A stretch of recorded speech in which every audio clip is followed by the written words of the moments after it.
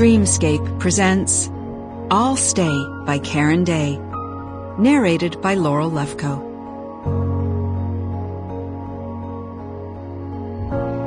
Part 1, 1983. Chapter 1. We were lost, and it was my fault. Again.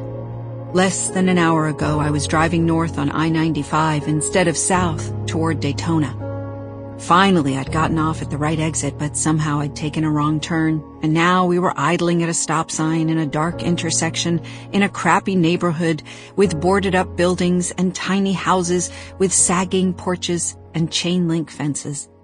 I glanced at Lee, sitting next to me in the passenger seat, and then in the rearview mirror. Sarah and Ducky were in the back seat, still talking about the preppy University of Georgia Sigma Chi's we'd left at the bar 2 hours ago.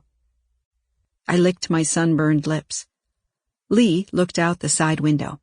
Someone, probably Ducky, opened a beer can, and the sound of the pop and fizz seemed to linger in the car. Why was I so turned around? I'd always thought of myself as being good with directions. I tightened my grip on the steering wheel.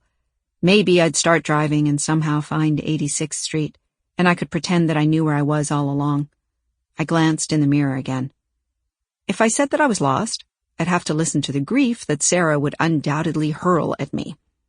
"Claire, you've been all over the country and yet you can't get us to a stupid house in Daytona Beach?" And Ducky, who had once again had more to drink than the rest of us, would repeat everything Sarah said. But mostly, I didn't want to tell Lee, and not because I was worried about grief or insults. Quite the opposite. She'd protect me, maybe make an excuse for me, and I was so tired of those things from her that I could scream. I rubbed my temples with my thumb and fingers. If we didn't find this house soon, if we didn't get a place to sleep, maybe a shower, maybe something else to eat too, I didn't know what I was going to do. I couldn't stay up all night again tonight. Sarah grabbed my headrest and pulled herself forward. "Oh my God, what are you doing? Why are we stopped?" "We're lost," Ducky shrieked. "Again?"